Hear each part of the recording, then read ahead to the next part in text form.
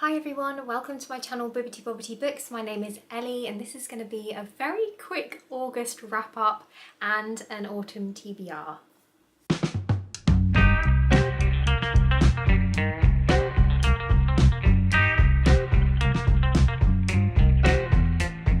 So August just wasn't the month for me. I really struggled with my reading this month, and I think it's for a number of different reasons.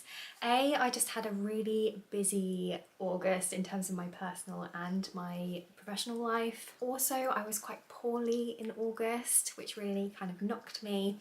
And I just wasn't really feeling anything that I was picking up, and I kept trying to sort of push through and keep reading, some of these books, but I just wasn't enjoying it. And I think it's okay sometimes to have peaks and troughs with your hobbies, and I had to kind of remind myself that, I'm doing this for fun. It's my hobby. I shouldn't be sort of like feeling obliged to do anything. So I'm going to be kind of having a clean slate in September, and I'm really looking forward to it because I think I'm going to start reading books that I'm much more into now that it's getting towards the autumn and winter months, because I'm really feeling creepy horror type stories at the moment. So yeah, I'm very excited for the upcoming season. But yeah, I thought I would kind of do a bit of both in this video because I didn't read that many books in August. So I'm going to wrap up those ones really quickly, and then I'm going to talk you through some of the books that are kind of high priorities for me to pick up this autumn. So I read 2 books in August. The first book that I read and finished was The Last Argument of Kings by Joe Abercrombie. So that is his 3rd and final book in the First Law trilogy, and yeah, I have mixed opinions about this one really. I think a lot of it comes down to the ending. So the ending, I feel, was a little bit of a disappointment, but at the same time I can absolutely see why Joe Abercrombie ended the series like he did. It's very much in keeping with the tone of the genre of a gritty, grim, dark fantasy, and it fit with the themes of cycles and of inevitability, so I could really see why things ended the way they did. But at the same time, it was very frustrating for me as a reader because I still had a lot of questions that were unanswered, and it felt quite unsatisfying. So I think for that reason, this 3rd book was my least favourite in the trilogy. But what is this trilogy actually about? If you've not heard of it before, it is a grim dark fantasy series, and it's incredibly character driven rather than plot driven. The plot is very meandering, and as I've just said, you don't necessarily get all of the answers or a nice conclusion at the end of it, so you're very much in it for the characters, and the characters are fantastic. The first book opens with one of the main characters, Logan Ninefingers, who is a northern barbarian, and he has become separated from his group and is kind of trying to make his way on his own. Then we meet Sandan Glokta, who is an inquisitor. He is a torturer and is described as a cripple, and he is given the task of trying to find out what's going on with a conspiracy that is happening within the city, and he's, given permission to figure out what's going on through whatever means he sees fit. We then meet Bayaz, who is the first of the Magi. So he is this really powerful, legendary figure, this, really amazing magician or wizard. And then finally, we meet the 4th point of view, which is Giselle, and he is a nobleman who is taking part in a competition for fencing. So he's a fencer, and he's doing this competition. And yeah, those are the characters that you're following. None of them are the good guy. They're all morally grey. They're all quite complex and multifaceted, and really interesting to get into the heads of. And they're the kinds of characters that you can't help but root for, even though they aren't necessarily good people. So yeah, love this series as a whole for the characters. A little bit disappointed by the ending, and I can see why it might not necessarily be for everyone. The second book that I read in August was The Strange by Nathan Ballingrud. This is a sci-fi, and I had a great time with this one. It's so unique because it's set in an alternate reality where people have colonized Mars in the 1930s. So it has kind of like a historical feel to it because it's set in the 1930s, but it's also sci-fi. And I just really enjoyed that blend. And The premise is that basically people have colonized Mars and they are mining for this substance known as the Strange, which is this this property that seems to give machinery the illusion of sentience. And they mine for it on Mars and they ship it back to Earth for it to be used for, you know, various purposes. But then one day Earth goes silent, so all of the people that are on Mars are stranded there with no means of communication back to their home world. And we follow kind of the aftermath of that. And the main protagonist of this story is a young girl, I think she's 14, called Annabelle Crisp, who lives with her father. Her father runs a diner on Mars, and she has been separated from her mum because her mum went back to Earth before Earth went silent. And I guess the story kind of kicks off when her dad's diner gets robbed. So these burglars come in, they loot his diner, and they take a piece of machinery that has a recording of her mum's voice on it.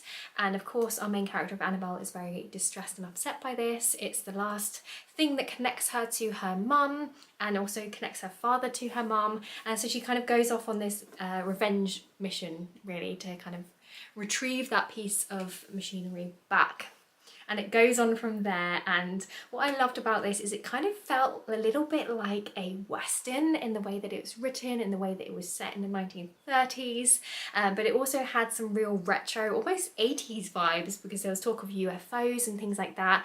And it also had this real Vandermeer-esque strangeness to it as well, where obviously we're talking about this this substance called the Strange that is being mined on Mars, and we see the effect that that substance has on machines, but also on the people who live in Mars. And it gets weird and it gets quite horrific and has some really vivid and gruesome scenes in it too. So yeah, I had a lot of fun with this one. The only thing that I would say is that I found the main character's voice to be a little bit annoying.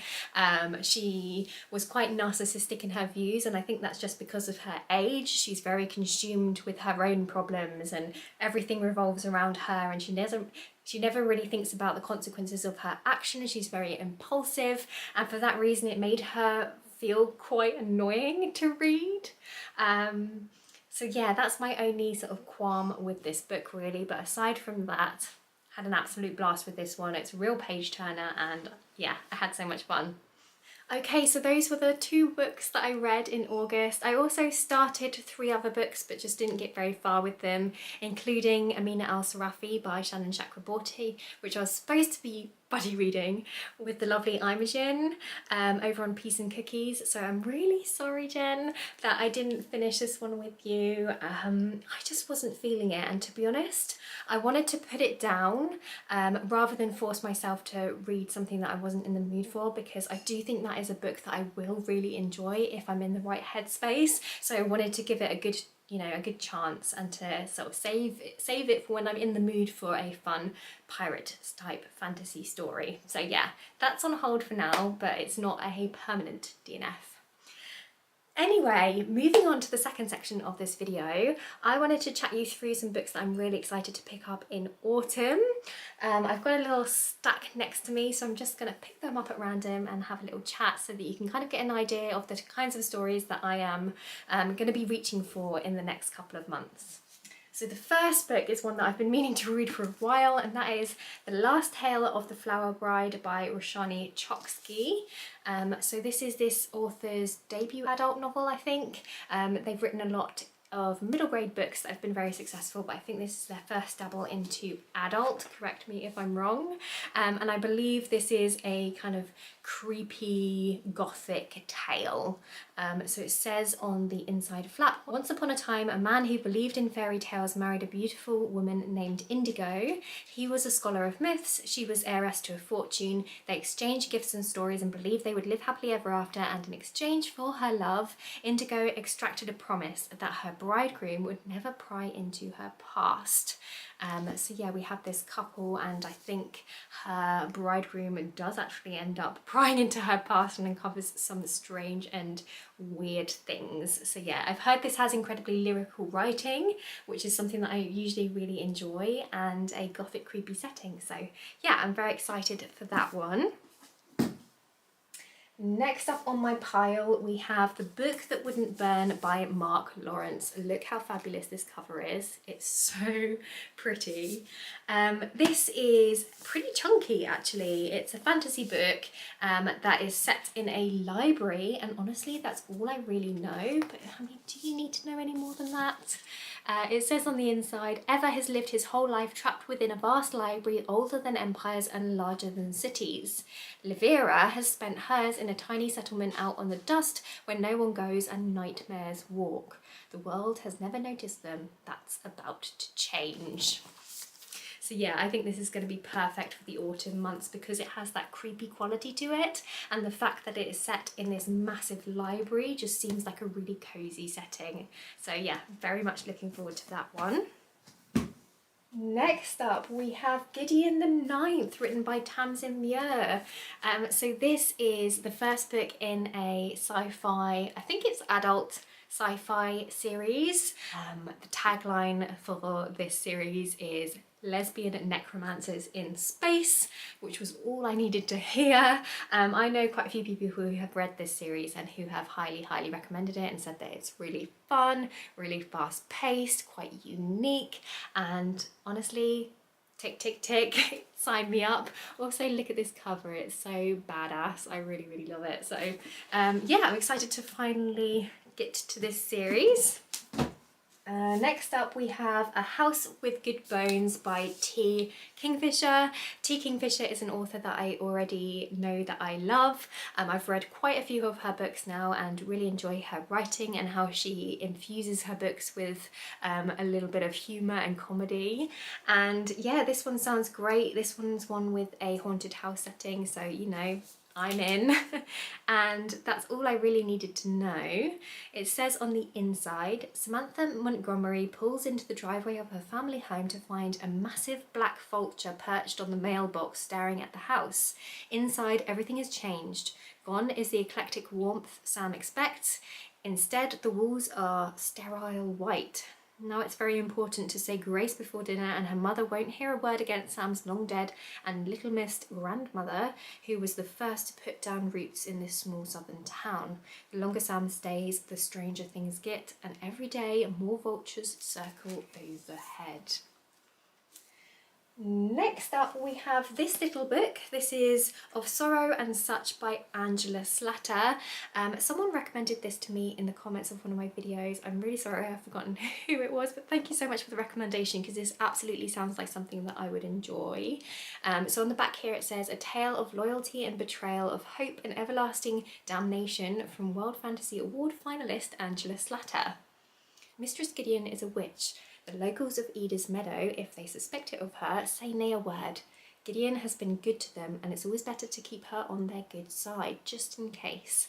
When a foolish young shapeshifter goes against the wishes of her pack and gets herself very publicly caught, the authorities find it impossible to deny the existence of the supernatural in their midst any longer. Gideon and her like are captured, bound for torture and a fiery end. So yeah, this is obviously a witchy tale, and I mean, look at that cover. Gorgeous. Next up we have another Angela Slatter. This is Sourdough and Other Stories. So this is a collection of short stories which I thought might be nice to dip into in the autumn months. And I think they're kind of a range of very odd and eerie stories. It says on the back, welcome to the beautiful magic, restless passion and exquisite horror of Angela Slatter's impeccably imagined tales. So yeah, I'm very excited to have a go at some short stories. Not a form of story that I usually go for, but I'm interested to try a little bit more of sort of short stories and shorter fiction, just to see if that's something that I might enjoy.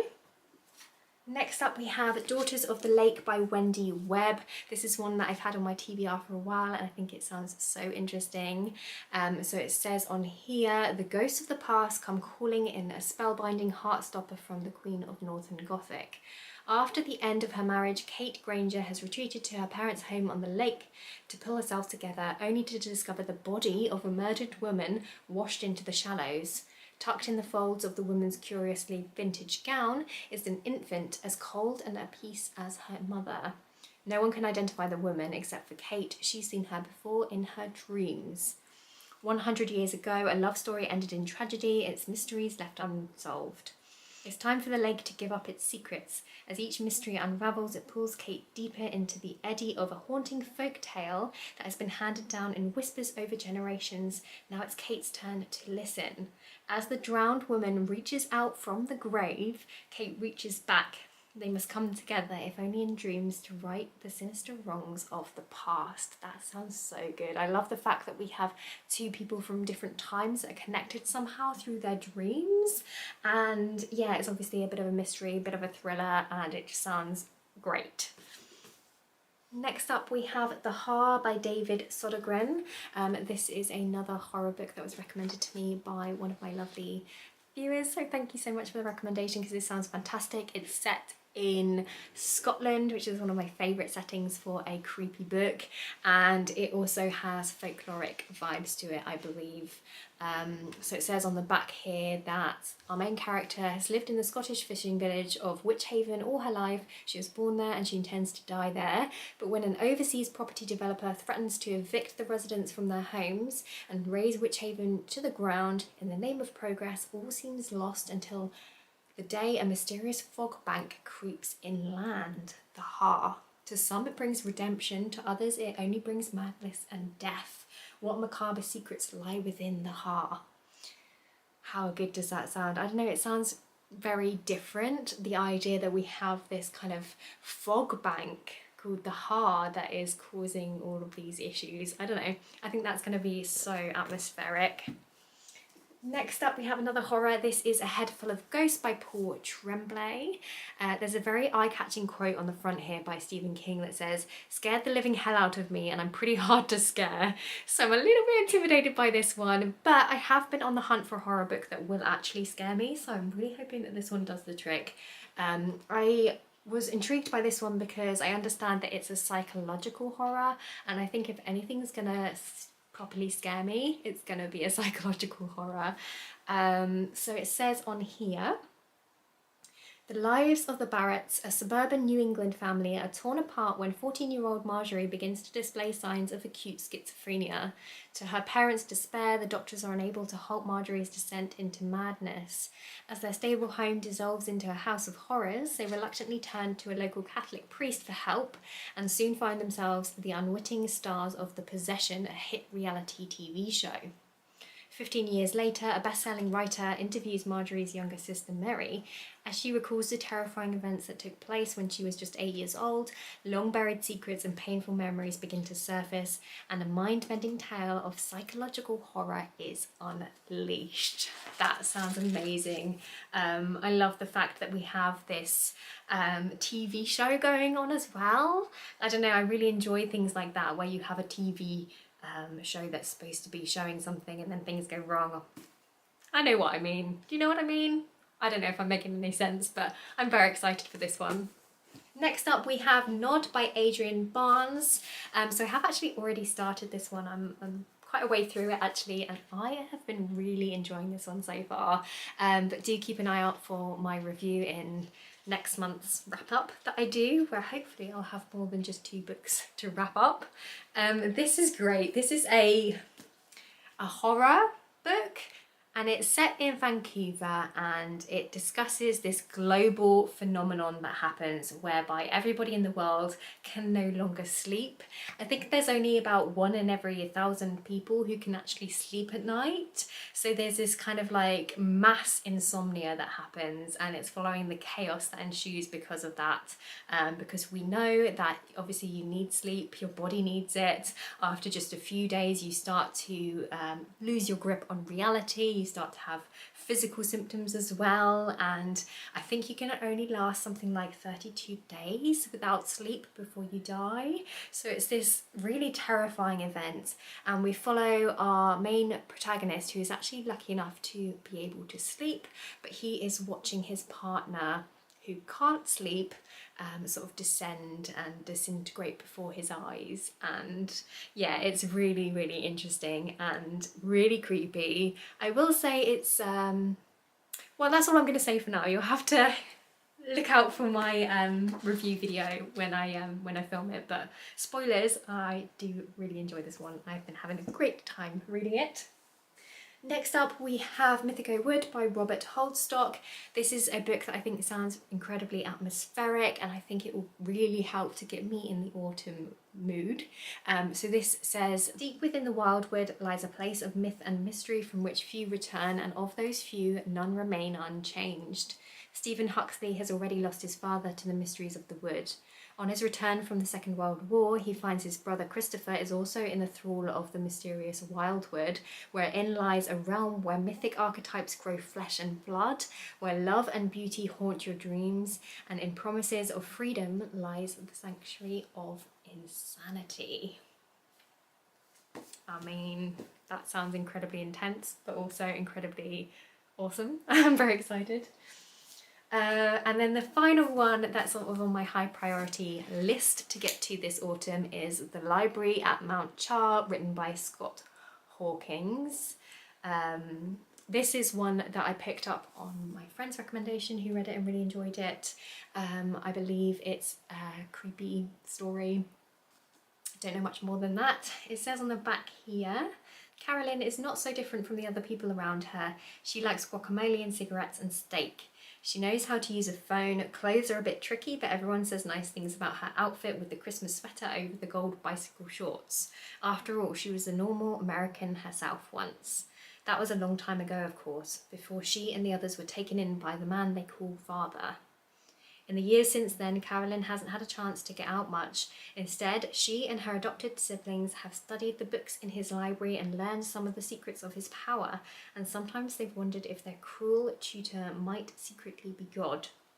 Now, father is missing, perhaps even dead, and the library that holds his secrets stands unguarded, and with it, control over all of creation. I mean, that sounds incredibly dramatic, but also really, really interesting. Lots of great quotes on the back as well from various different people.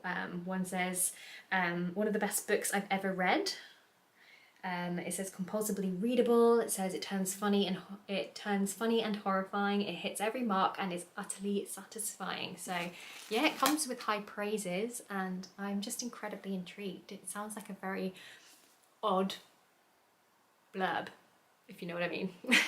So yeah, that's that one. So those are all of the books that I'm really, really hoping to get to in the next couple of months. If there's any that you really want me to prioritise, please do let me know in the comment section down below.